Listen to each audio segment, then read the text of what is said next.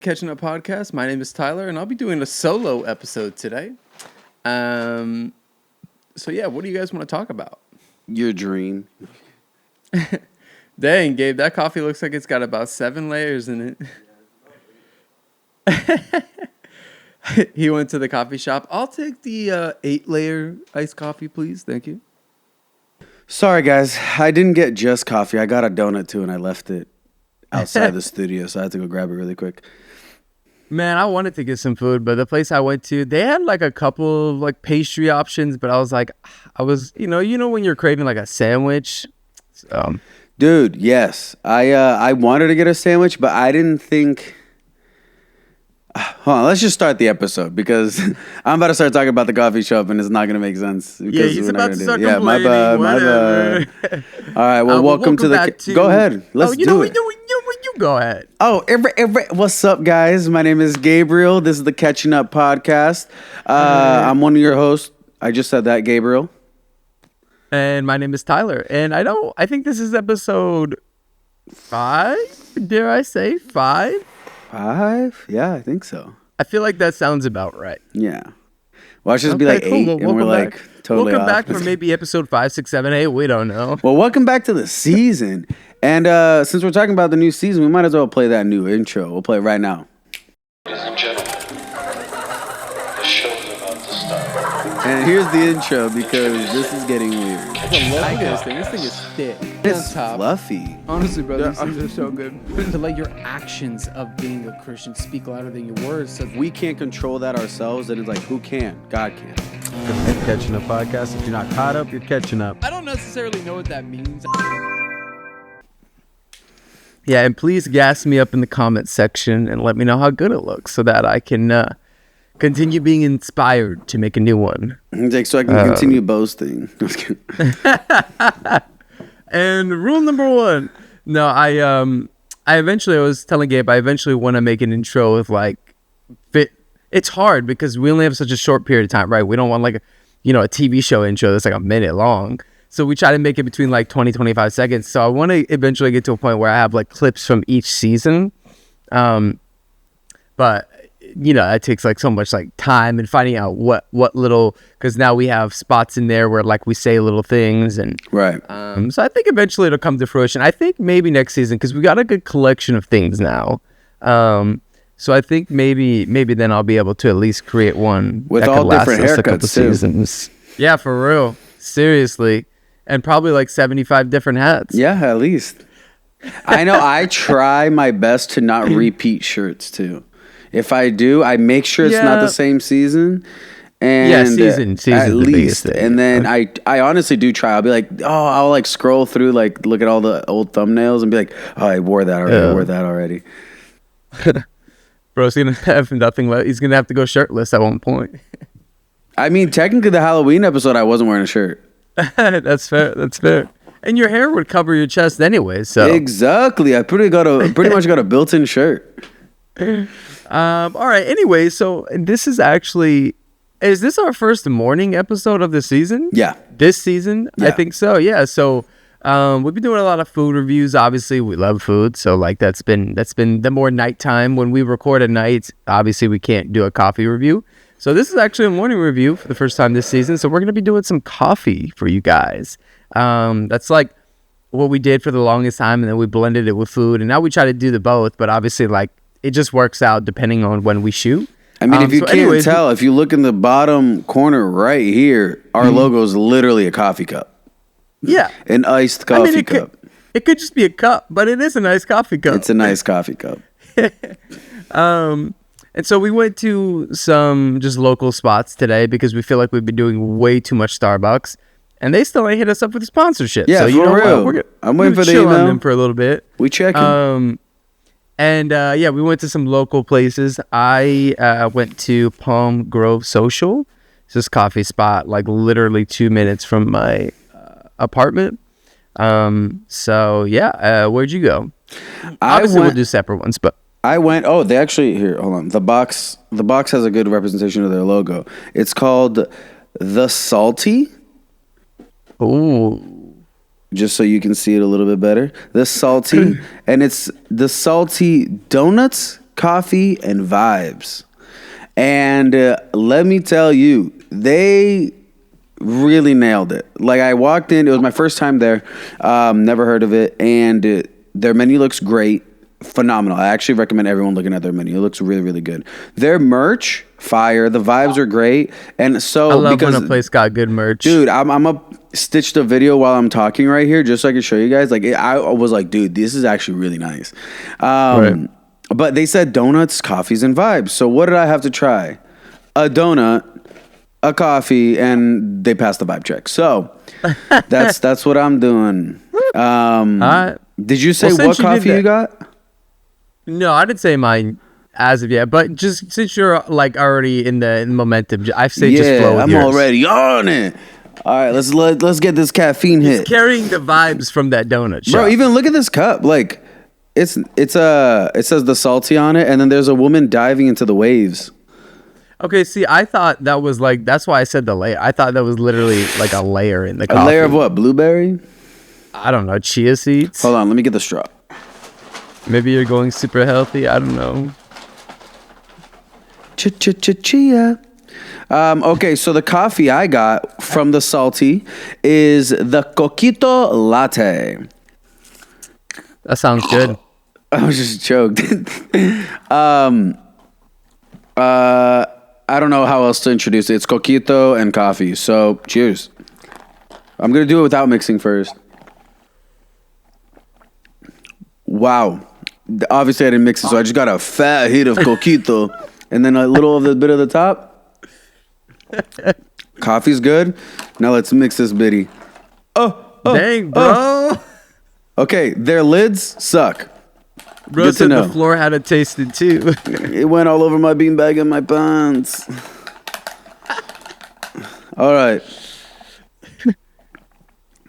Bro. This is gas. This is so good. Trying to like not spill more on me. But dude, this coffee's phenomenal. This Coquito latte from the salty, honestly, it's sweet. You can very much so taste the coquito, the cinnamon, but also the coffee. It's a very good blend. Nothing's like overpowering. So I'm really trying to clean up while I'm talking. Just finish it off, and then I'll. You can do that one. But yeah. So honestly, I'd give this.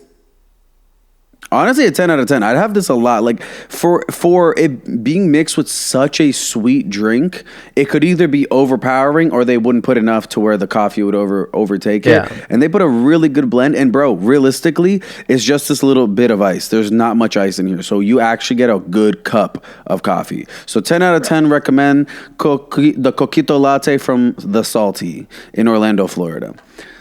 Nice. Yeah, bro, I hate when you go to a coffee shop and they like fill your cup up with ice and you get like that much coffee. You're like, all right, well, I just paid $10 for this. Right. Anyway, so I went to a place called Palm Grove Social over here in Mid-City, LA. I'd been to this place before. It's like 2 minutes from where I live, so it's super convenient. But I've always gotten the mocha. But today I was like, I want to try something different, right? Like, I don't want to review the same thing. I also just wanted to try a different coffee because everywhere I go, I get a mocha. And so this, I asked him, and it's actually their most popular latte on the menu. It is the miso butterscotch latte. And I guess it's just supposed to be like a salty butterscotch flavoring inside of the latte. So I'm pretty excited about this. I don't think I've ever had a butterscotch latte before, at least that I can recall. So that sounds really good. First time for everything. Yeah, I was like, this one sounds good. And then I had ordered it, and I like looked more at the menu, and they also had like it's like a seasonal one. It was like I don't know if it was what you just said, coquito, but it was like horchata or something. And I was like, oh, that probably would have been fun. Yeah. It's pretty close. Honestly, it's pretty much. Anyway, so yeah, let's go ahead and give this one a try.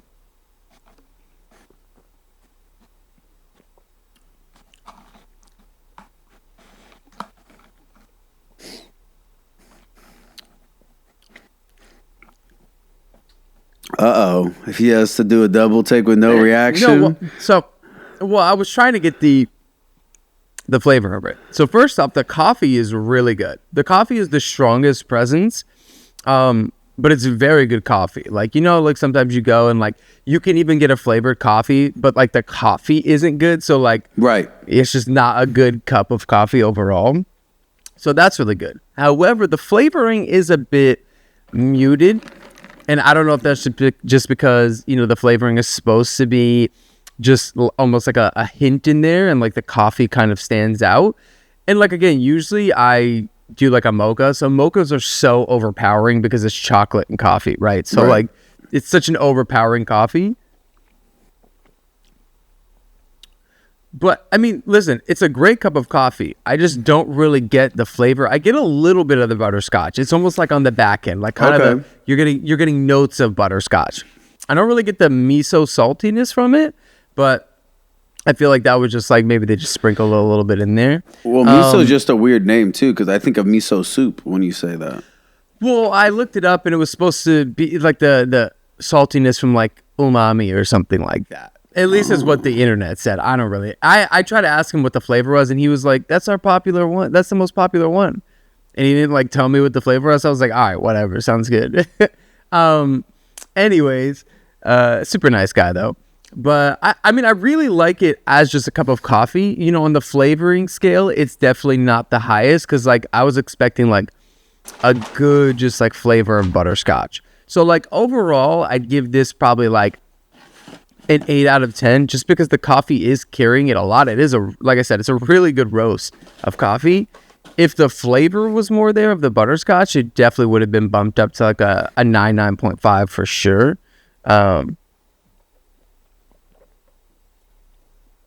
But yeah, I think I'm cool with an 8. I think it's a really solid cup of coffee, and I've had the mocha there before too, which is really, really good.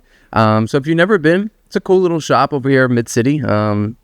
They have a little bit of a area where you can chill and get some editing done. They have like some records there, some different books. So it's a pretty cool little shop. So definitely check it out. I've only been there twice now, and I've enjoyed my coffee both times. However, I do wish this one was a little bit more flavorful, but I'll take it for what it is. Fair enough. I'm checking online right now. Apparently, it's called the Salty Donut, specifically. It's not just called the Salty, but on the online it says that. But on the board, like their sign outside the store, it just says the Salty. So I don't know which one it is, but good. I'm sure if you look that up, you know what I mean. Like if you go on Google Maps or whatever, yeah, when you look it up, it says the Salty Donut on Google Maps or Apple Maps. But so really quick, I won't make this long, just because we got to get on with the rest of the episode. But I did get 2 donuts just to try. One was this Butterbeer donut, and for someone that goes to Universal and has Butterbeer pretty frequently, I was like, let's see if it tastes anything like Butterbeer. So cheers. Wish me luck. Oh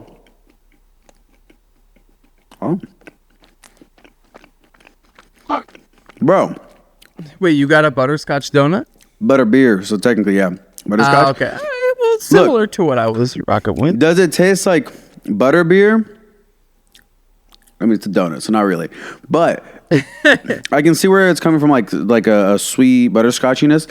I've never had a donut, one that's this soft. Like, dude, it's like soft. It is a soft donut. But you see how there's a hole? It's still filled. Wow. It's still filled. It has filling in it. That's wild. I've never seen a donut do that.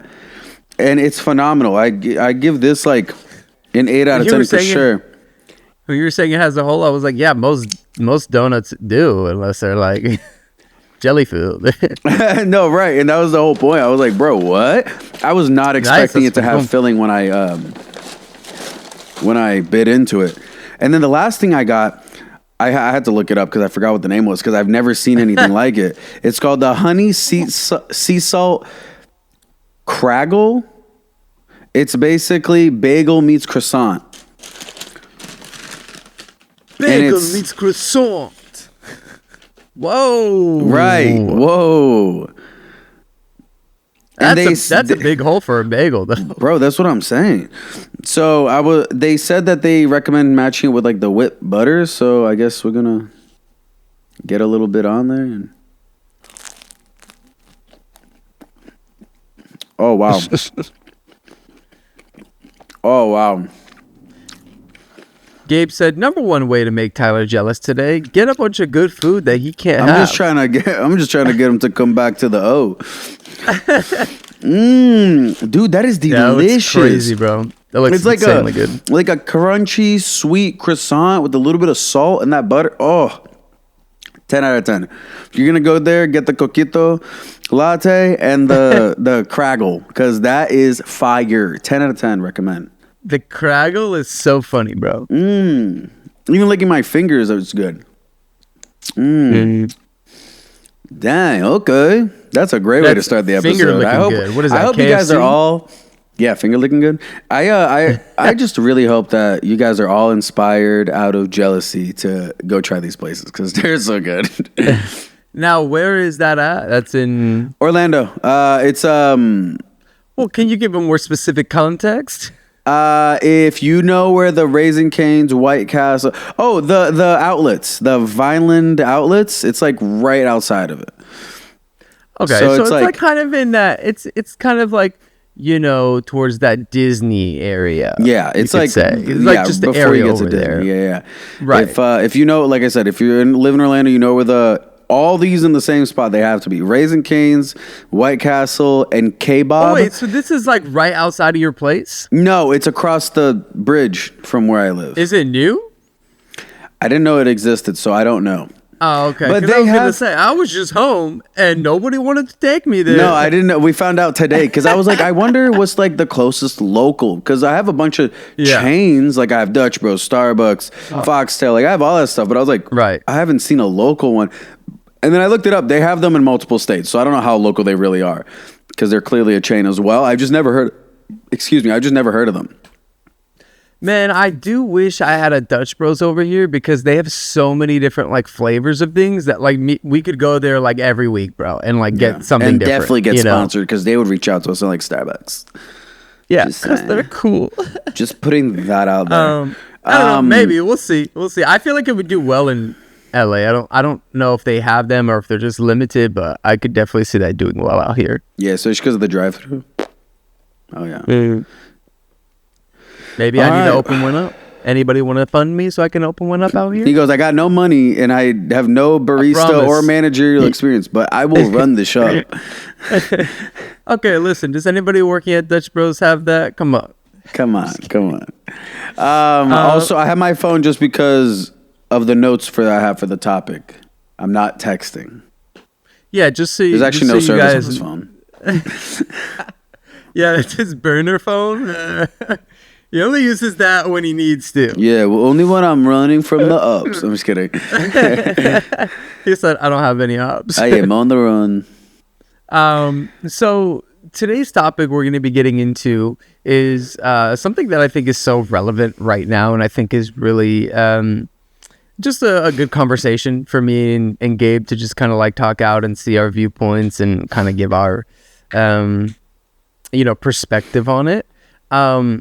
And basically the like overall premise is basically why it's important for Christians to be in different spaces that people may see as like, worldly or sinful, and like would maybe condemn somebody for doing, but at the same time, like this is the platform they've been given to glorify and spread the gospel. So that's basically like the jumping off premise, and we'll kind of like give our thoughts from there and what we think on that. Would you like me to go first, or do you want to go first? Yeah, go first. Just because, I feel like this is more of a topic that is kind of like, how do you say it? It's more of a conversational topic than it is like, this is my points and this is your points.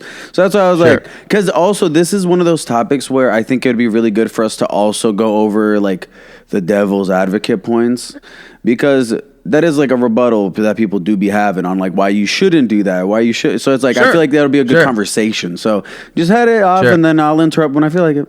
I'm just kidding. All right, cool. Sound good. Just let me get 10 minutes uninterrupted. And then you do whatever you want. I'm just kidding, dude. We're already at 19 minutes. That's crazy. Well, yeah, because you wanted to review 70 items from the coffee shop. I'm so sorry. You're so right. I'm so sorry, guys. I'm just kidding. They looked fire. So one of the biggest examples I have from this, and it's a personal one, so I think like I'm able to use this to kind of explain my point and my reasoning behind this. So before I came to the faith, like when I was starting to become very curious and very interested in, seeking God and seeking, religion, one of the big things for me was looking up different interviews of people that I looked up to at the time, right? So like, for example, my favorite actor then, and probably still one of my favorite actors now, I don't know who my top 5 are, it's kind of hard, but he's probably in there, was Matthew McConaughey. Like I've always loved his acting. I love the movies he's done. I think he's a phenomenal actor. And I think like, even like I've read his book, Green Lights, and like just just reading his story. He's got such an interesting way. He's got such an interesting life and an interesting way of telling those stories. Like you can see that this guy has lived so much life. And so he was somebody that like I really, really looked up to. And so when I became curious about the faith, I think I'd remembered, hearing that he was a Christian and that he believed in God. And I was like, oh, I don't really know. Like, I never really looked into it though. I think I just like remembered like hearing or seeing that somewhere. And so I started up looking up some podcast interviews or like some talk show interviews with him and getting to like see his perspective on his faith journey, the struggles that he's had, the ups, the downs, the big moments, the moments where God has like, convicted him and struck him down, was something that I was really able to relate to. And again, just seeing somebody that I had looked up to and admired as an actor myself, I was really able to just, make the connection between the two. And that's where it like allowed me to be more open to the faith, if you could say, because again, I was so hardened. I was so turned to the faith. Like my mind was so, again, I was starting to become curious. I was starting to become, more aware of it and wanting to seek it.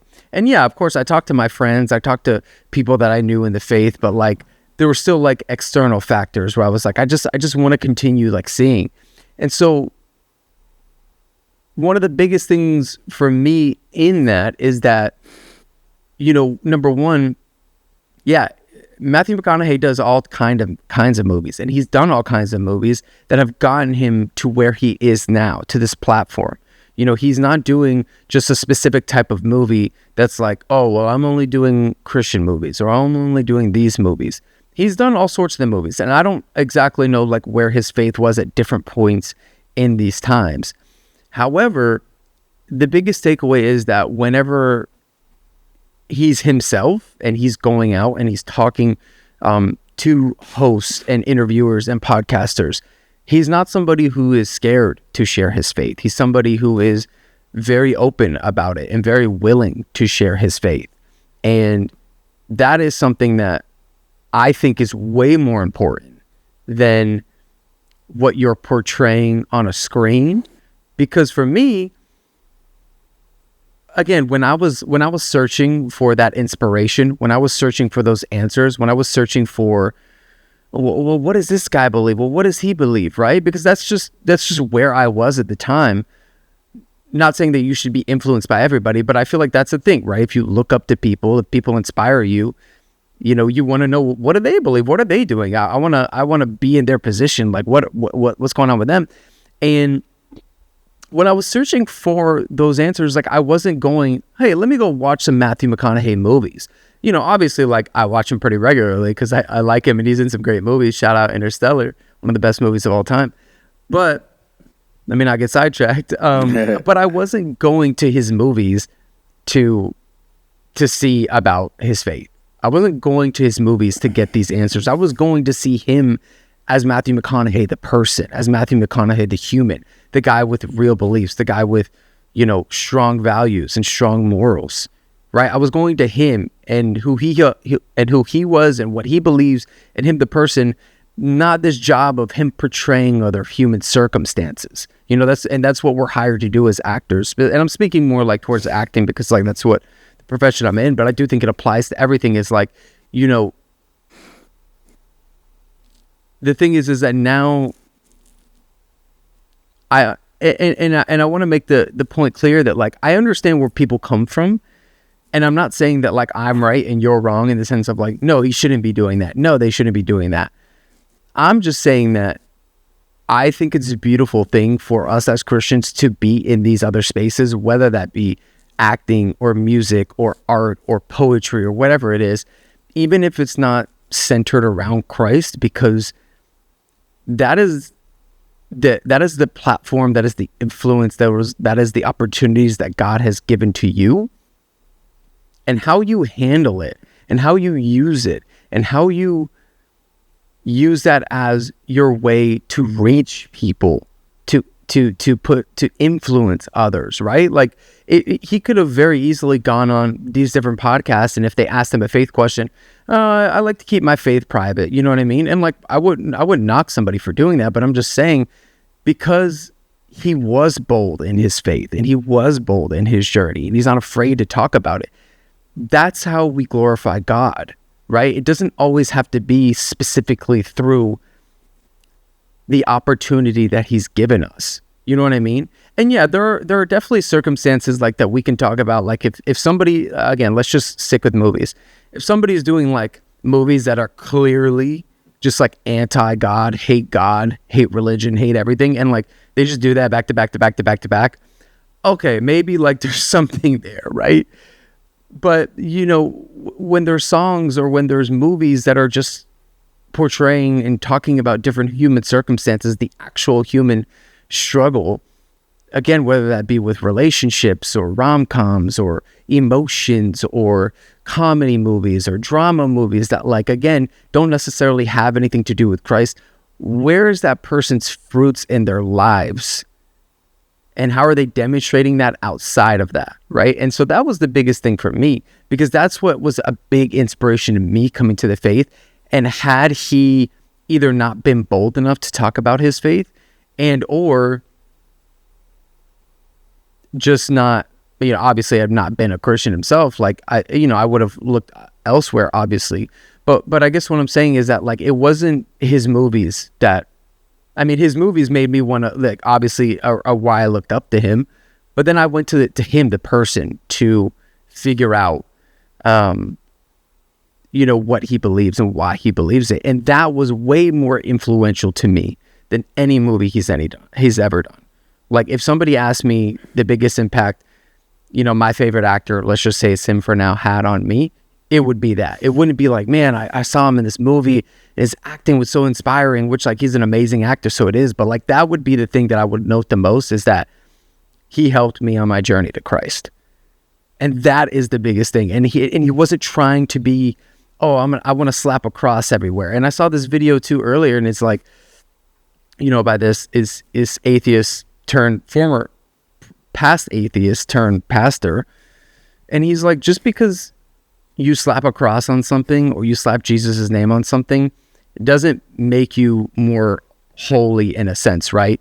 He quoted a quote, and I don't remember who it was by, but he basically said, a Christian shoemaker doesn't just slap a cross on a shoe and now it's like that's his job, right? It's like, no, he's trying to make a better shoe. He's trying to make a more comfortable shoe, a more wearable shoe, a shoe that you're going to be able to wear for a long time and have that comfort level and, you know, be able to wear longer so you get your money's worth of it, right?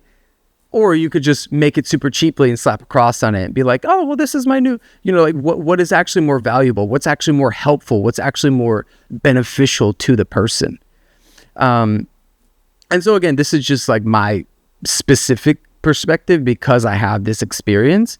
But I do think it's such an important thing. And like, even real quick before and I'll let Gabe take the floor for a bit. It's even like with Forrest Frank, right? I completely believe his conviction of not wanting to go to award shows. I think that's completely okay. We're all going to have our own personal convictions. I don't have anything against that. However, think about it, right? his stuff has gotten Grammy nominations and this and that. Think about how many people at the Grammys, right? Whether it's the hip hop category, the pop category, whatever it is. Think about how many people are going up there and professing the name of Christ. Probably close to none. Maybe one other person. I don't know. I mean, I know there's other gospel people other gospel, songwriters and musicians that have like won awards, and I'm sure they're given the glory, right? But like, think about like if your favorite rapper went up there and like thank Jesus Christ, you know what I mean? And it's just, I think we've gotten to this point where it's like everybody's like, oh well, if it doesn't, completely glorify him in every single thing. And I know, there is that quote, glorify him in everything that we do, but again, I don't think that's subject to like taking out other forms of art, right? And again, there are clearly things where the lines can be drawn for sure, but I do think at the same time, it is still important to remain human, the way he made us and the emotions that he gave us and the lives that he gave us and the struggles that he gave us. And people are going to portray that and express that however they see fit. And like, my biggest thing is like, how are they using where are their fruits in their real lives? Where are their fruits when they're accepting their awards? Where are their fruits when they're talking on talk shows or podcasts? Where are their fruits when they're out, just a person in day-to-day life? Like how are they living then? And that is where I think the most of the influence is coming from. Because if I see an actor, right, if I look up to an actor and I'm like, man, this guy is awesome. Like, I want to know more about him. And then I see stories coming out about him of like just being like the worst guy on set. He's not nice. He's not accommodating. He's always a problem. He's always like creating chaos. I may still watch his movies, but like, I'm never going to take any advice from him. I'm never going to be influenced by him. Right. But if I see an actor that I like and I'm seeing those fruits from him in his real life, that's what's going to inspire me. That's what's going to make me want to then, continue to keep up with this person and see what they're doing and try to, obviously aspire to do those same things in my life. So yeah, I'll let you take the floor for there. You weren't kidding about the 10 minutes though. So kudos to you. No, I mean, it's great points. I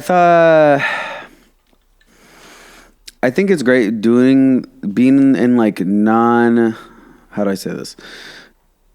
We're called to spread the word and evangelize and preach to the nations, right? And that requires us to step out of our comfort zone and be in areas that are not holy in theory. You know what I'm saying? Like, for lack of a better way to say it.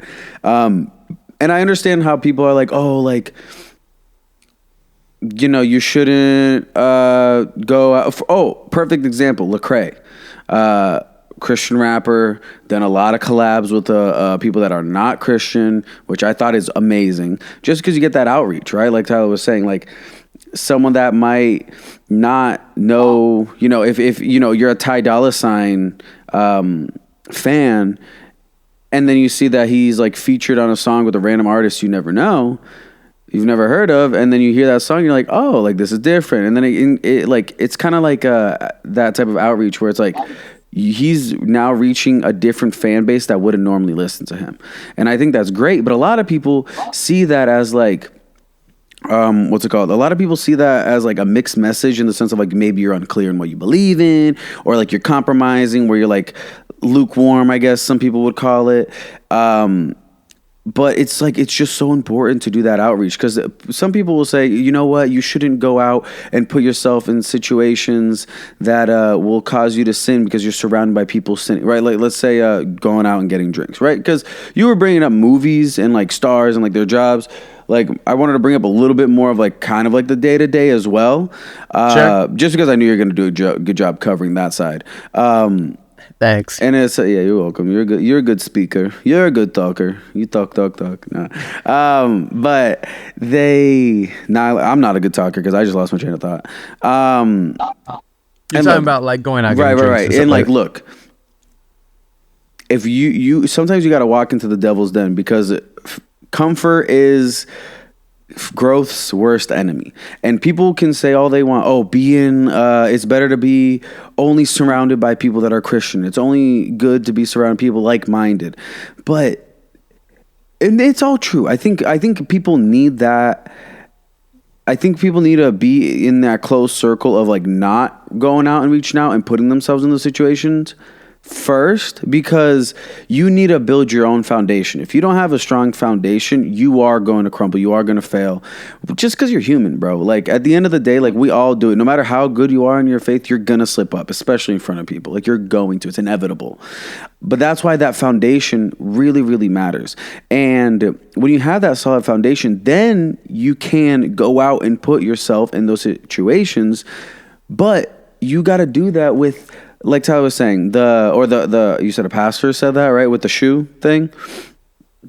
Yeah, he was just quoting somebody. I don't know who the quote was. Okay, yeah. So and I kind of had that point in my notes where it was, hold on, actually I have it written down right here. Hold on, give me 1 second, because it was really good.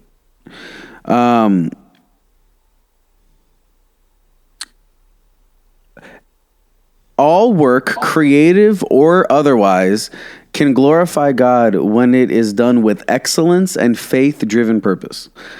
And that's like a bunch of points. So I was going to bring it up. This book right here is really, really, really good. I think Tyler should read it too. It's called The Heart of the Artist, and it's meant for worship leaders, because I used to lead worship, and you know, I'm not a preacher. I've never been a preacher, nor have I ever been called to be a preacher or a teacher or anything like that. But my gift is music. So it's like, obviously that's something I look into and I try to do my best at.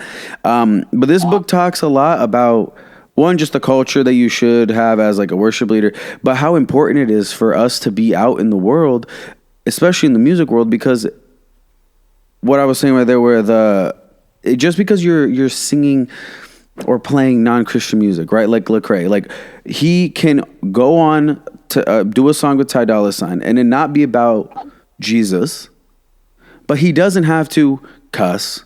He doesn't have to talk about drugs. He doesn't have to talk about sex. He doesn't have to talk about violence. He doesn't have to talk about anything that doesn't conform to what he believes in, but just being that light of like, I just don't do that. Of like, I am different. You know what I'm saying? About his human experience. Right, but not making it... Like, I think a problem that a lot of people have when they go out and they try to put themselves in those situations, is that they come off very, I don't do this because I've done this and I've chosen this, and you shouldn't do that because of this too. And I think that's where I think a lot of people have issues with, especially stars, because everyone loves to judge. And when you have that holier than thou attitude, it is so negative and it's so deconstructive, right? And I think it's just super important, because whenever you are in those situations and you don't approach people with love and that servant's heart, like he was saying with a shoe, like you're not making a shoe because you're trying to make the biggest Christian shoe brand and you're just going to slap a cross on there and then just sell it for a lot of money because you're trying to make their money worth it. You're trying to influence people. Like, this is people's salvation you're talking about. You got to take it seriously, but also you can't be overbearing, because it's salvation. Like, if they turn away, they're done. Not they're done, but you know what I'm saying. And I feel like a lot of the times, back to also what Tyler was saying, is like, it doesn't really matter what your work is. It's through your authenticity that people see that light of Jesus. You don't need to consistently be preaching about God to people that have no interest in learning about God. Like, some people go out and, instead of going out with their friends and trying to bring up Jesus, they go out and they stand outside a club with a megaphone saying that those people should repent for being drunk. Does it work? Yeah, I've seen plenty of people come to Christ, pray, and all that stuff, but a lot of people it doesn't. So it's like that different approach on how you're doing, of like being involved, and then also keeping yourself grounded is something that I think people really, really don't make a priority. Like Tyler was saying, what is he doing in the background? What is he talking about in his podcast and his interviews? How is he living his life? But all that comes from you getting your own cup filled. The more you are in those positions where you are, when you are in the world but not of the world, that drains you in any situation. If you are not an extrovert and you're an introvert, and then you go and hang out with someone like me and Tyler who are extroverts, your cup's gonna run low.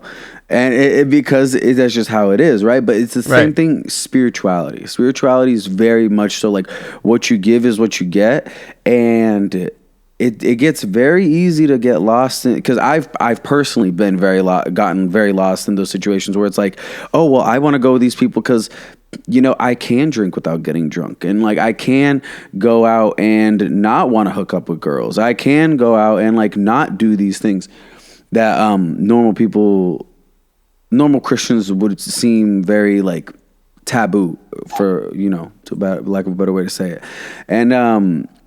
And yeah, I just think it's something that it's one of those topics where, especially celebrities, it sucks, bro. I feel like it sucks the worst for them, because you got so many people judging them on both sides now. Not only Forrest Frank brought it up, where he's like, oh, I'm doing all these things. He goes, and I thought I was going to get ridiculed by the world, but it's actually the Christian community that's actually ridiculing me most, and the world isn't even saying anything. Yep.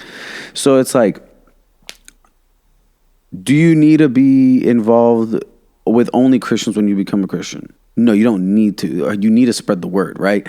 You got to go tell the nations. You only do that by stepping out of that comfort zone and putting yourself in those situations. But I also think it's just very important to realize where you're at and how strong you actually are. Sometimes it's better to go with a friend. Like Lecrae said, like, that whole controversial thing that he did, right? He's been to a Diddy party, but he never went to like the after party of the Diddy parties.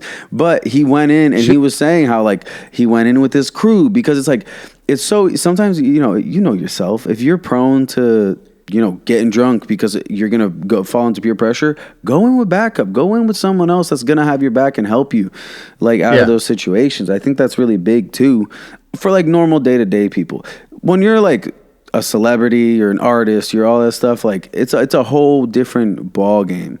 But do you have anything to say to any of that? Because I also just went on for 10 minutes. Well, no, that's fine. And I think like just another good baseline example of something a little bit more centered, again, personal experience, but like something that like kind of relates is like me and my girlfriend. Like when we first started dating, she was a Christian and I wasn't, but I was never against her Christianity. And at the time I was pretty agnostic. Like I believed in a God. I just didn't know what that God was. But like a lot of the people that she knew at the church, or just from different church communities would have been like, oh, well, are you dating? You're dating somebody, like, is he a Christian too? Is he a believer? Like, because it's such a big thing to be equally yoked. And I do agree. I think we as partners should be equally yoked. But however, just to give another perspective to that, I think like being equally yoked is something that like you can grow towards together. Because like for us, right, like probably for the first, I think we were together for a year before I came to my faith. And like she would obviously ask me questions or like, what do you believe? Like, and she would never be forceful with it. She would never be, trying to force feed it to me. She would just kind of ask questions and kind of get my perspective. And I was like, yeah, I believe in God, but I have my own relationship with him, whatever. And just like her and her best friend, inviting me to church because they would go to church every Thursday. And I would always just be like, no, I'm okay. Like, you guys I'll go do my own thing. And it was very respectful. I wasn't disrespecting her religion, and she was respecting my lack of. She was respecting, my lack of, but she never stopped inviting me. Every time I would say no, they would continue to invite me. And as I became more open to the faith, again, it had nothing for me. It was nothing like, well, I want to be equally yoked. Well, I want to be a Christian because my girlfriend's a Christian. I want to be a Christian because my best friend's a Christian. No, it was when that calling was from God on my life, and I felt the pull, and I started praying. And then as I started praying to just be led, to be guided, the invites just kept coming. And eventually I one time said yes. Like out of the blue, I was just like, you know what? I'll go. And ever since that, experience, when I first went back to their church, then just the growth journey from there, and then just the growth journey from there, and having conversations with Gabe and having conversations with her, eventually leading me to now I am a Christian and a believer. But again, a lot of people would look at that and be like, oh, you're dating a non-believer. Like, you shouldn't do that. You can't be doing that. And I do think you obviously need to have discernment in those areas. Like if somebody's being disrespectful or somebody's like, yeah, I don't believe in all that, but you can believe, you can definitely see again the fruits in that person's life. I think she just saw in me, she's like, I see the way he acts. I see the values and the attitude that he takes towards life. And even Gabe for so long was like, dude, like you're basically a Christian. You just don't admit it, cause like everything that I believed and my thoughts and like morals, my outlook ethics, and my perspective, like everything aligned up with it. My heart was just hardened to it. Right. It was so annoying just putting that out there. But again, he didn't cut me out of his life as a friend because I wasn't a believer. And so it's like, sometimes it just takes time. And like, there's different parts in our lives where people are going to come to Christ. Right. And so I think like that's just a good example because again, like this was something that a lot of people would look at and be like, wow, this is a big no as Christians. But like, dude, yeah, who knows? If I didn't start dating her, maybe the pull wouldn't have been as strong because I wasn't getting those invites, right? Like when I was getting those invites, I was kind of just curious. I was like, why do they believe what they believe, right? Like they're going to church every week. Gabe has been going to church. Like, why do these people, these are my good friends. Obviously, this is my girlfriend. Like these are people that I care about, that I love, that I trust. Why are they believing what they believe? And this all, again, and accumulation with so many other things, all of this led to me seeking, right? And these were from people that were willing to be my friend, to be in my life, to be inspirations, to be the examples that I needed to look at them and be like, hey man, what are they doing? Because whatever belief or they have and the way that they act and the way they treat people and the way they care for people, like I want to know what that is. And all these things led me to that. So it's just like, taking that perspective. I know it can get hard and tricky, and especially with all the content out there nowadays of you're doing this wrong, you're doing this wrong, you're doing this wrong. Like at the end of the day, you have to remember we are humans just living life, and nobody is perfect. Nobody's living a perfect life. Nobody has perfect theology. Nobody knows it all. They may seem like they do, right? I know it can get very deceptive online, but like you have to remember at the end of the day, you are a human just living life, and like God is not expecting you to know everything. Dude, great point. That was something I wanted to bring up, and thank you for giving me the gateway to do it. Of course, yes. Putting yourselves in those situations, because here's one thing that I've learned over time is that every time I put myself, I grew up Christian. I grew up not sheltered, because I definitely wasn't sheltered, but I grew up in that sense of like, when I grown up, a lot of the times I only did stuff at church. I only hung out with people from church. Like I didn't do too many extracurriculars at school because I did a lot of extracurriculars at church, right? And so I was constantly surrounded by believers and people that are like-minded. And do we all believe the exact same thing? No. Do we all get the exact same thing from every message, from every scripture we read? No. That's the beauty of being human. We're all completely different. We're all going to see things differently. But there is something different. You don't understand how unprepared you are until you start having conversations with non-believers, because they think about things. Everyone thinks about things differently than you do, and you're not going to know until you talk to them. And nothing's more powerful than just a conversation. Like last night, I went out to dinner with a friend who's not religious, and it came up, luckily, right? And he brought up some points that I was like, dude, I have no idea. Like, those are great points. I don't have an answer for that. And it's like, when you have conversations with people like that have done their research and have dove into like certain rabbit holes that you might not think is important, it's important to someone else. And it's like going into those situations, debate is just so healthy for anyone. It helps you think truly about what you think, about what you believe, and like who you are, right? And you don't get the same type of thing like that, conversations and questions that are hard that you don't ever think about when you don't talk to people that are not like-minded. You know what I mean? Like Tyler would ask me questions that I'm like, dude, I've never thought of that, let alone have a developed thought on it. Like I've never asked that question. So it's good for you to do that, but it's also good to have your group, because then you go back, your squad, whatever you want to call it, right? And then you get that, and then you try to figure out that answer. And nothing's the conversation that you were saying where that's something I had to learn a lot, where Bailey kept inviting you and you would say no. Growing up, that was like, invite your friends to church, right? Invite your friends to youth group. We want to have them here. We love them, blah, blah, blah. And you want to invite your friends and you want them to be there because why wouldn't you? It's awesome.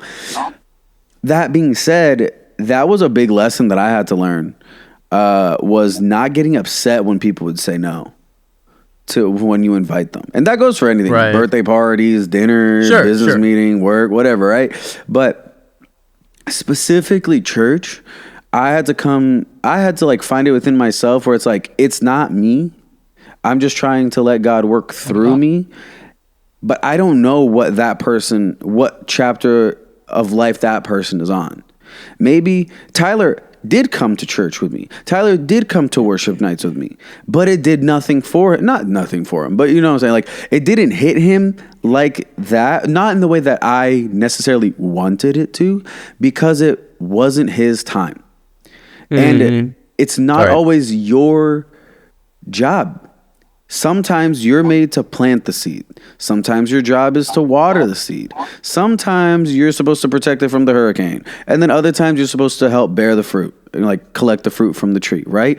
Most people are not meant to be all of those steps. So it's like coming to terms of like, you know what? If I invite him every single week and he never says no, it's okay, because I know he wasn't supposed to hear what was being said today. Because every time I forced it, and people would come to church, it didn't always work, because God works no matter what. But it's just funny how, like, one time I brought this guy that I kind of, not forced him, but like I was really pushy. Like I was like upset that he didn't go. So he went because I was upset. And that whole service was about tithing and giving money to the church. And he was like, what? He's like, this is what you guys talk about? And I was like, which is like, you know, those are like the church maintenance ones, right? They happen. Right. And it's totally okay. Like, things happen. But then it's like, if I just let God take control and just do the work of putting it out there, who knows what message he would have come in and listened, and how that would have touched him, how that would have affected him. And maybe that was the lesson for you. Exactly. And that's when, that was actually the last time I ever was like, I cannot get upset when people come, because if I force it, I'm forcing something, and it's not Gabe's time, it's God's time. Yeah.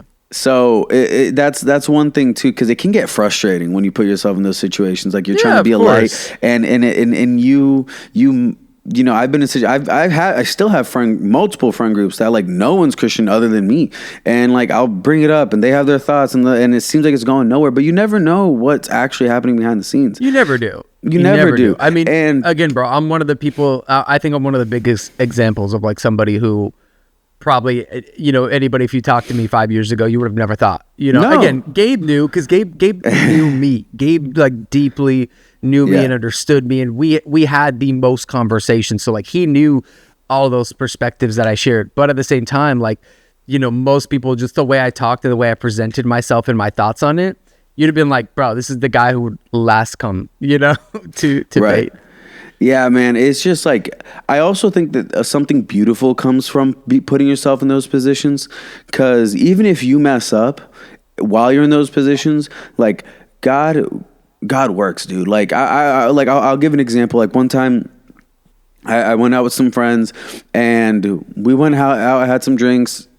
I drank too much. I got drunk too, and you know, we all went back to the house, and we're all like spending the night. So it was okay. We all Ubered. We were all safe. Nothing bad happened. But I don't want stories being made up for. But anyway, so everyone went to bed, and then there was this one kid that I was getting to know on this trip, and like we were just talking, and dude, it was just us, and you know, a couple of drinks in, we're just talking, and he just starts breaking down, telling me his life story on like his issues with his parents, because he's like adopted, and how he struggles with this specific addiction. I just don't want to say everything, because friend circles, so I don't want to put all this stuff out there. But certain addictions that he's been facing with, and like all this other stuff, and like even in my like, obviously, like, you sober up when someone starts breaking down, crying, like spilling their guts to you.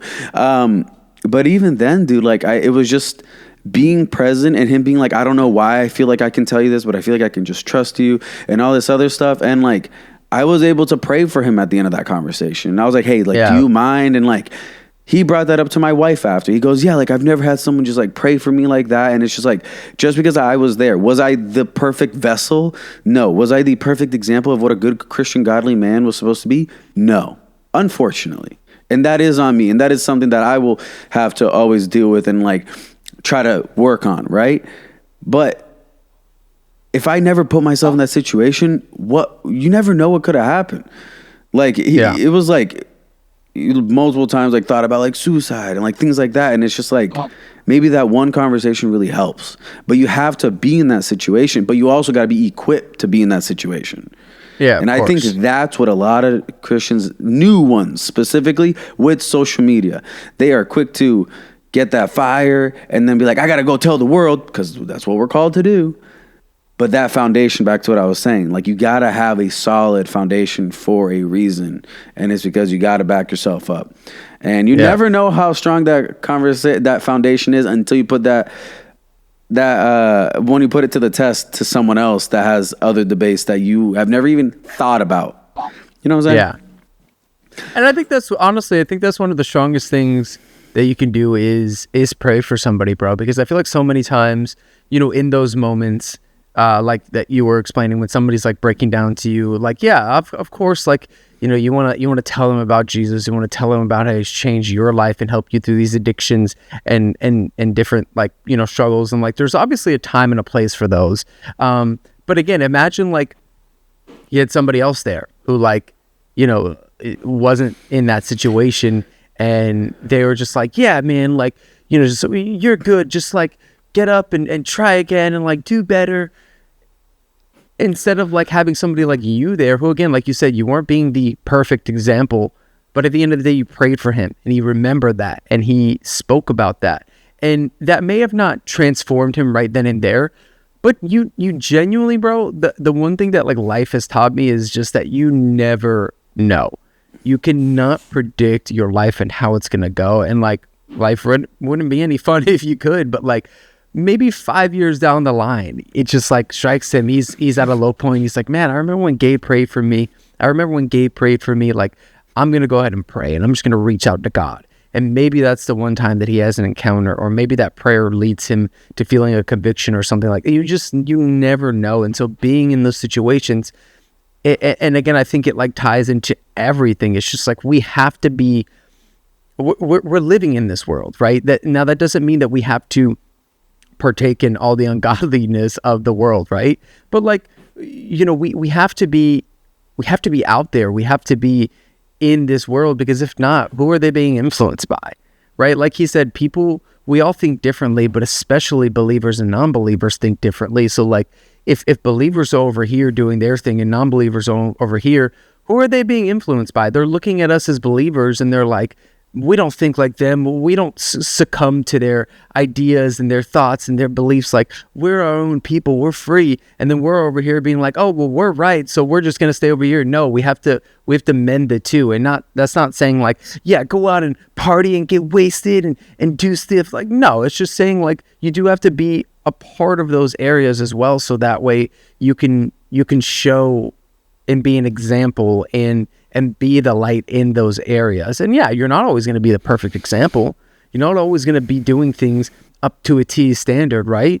But none of us can live up to God's standard, or else we wouldn't need forgiveness in the first place. We wouldn't need Savior in the first place, right? So like, that's just, I think the biggest thing of this conversation is like, you know, there's so much condemnation around like, you know, things that people do and how they're, you know, using this and doing that, and why are they here and why are they there? But it's like, we have to be a part of this world so that we can be the light. We are called to be the light, and there's many different ways to do that. There's many different areas to do that, and there's many different callings to do that. And so that's just like the overall arching theme for this one.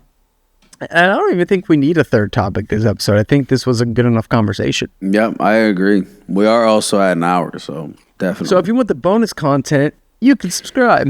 On our Patreon that we don't have yet. So yeah, I think that will wrap up this episode. If you guys have any thoughts, questions, comments, let us know. We're always open to them.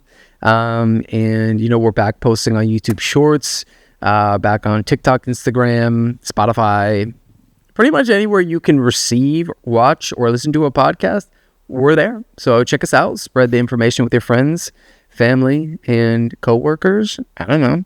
And your dog, because you want all dogs to go to heaven. Man.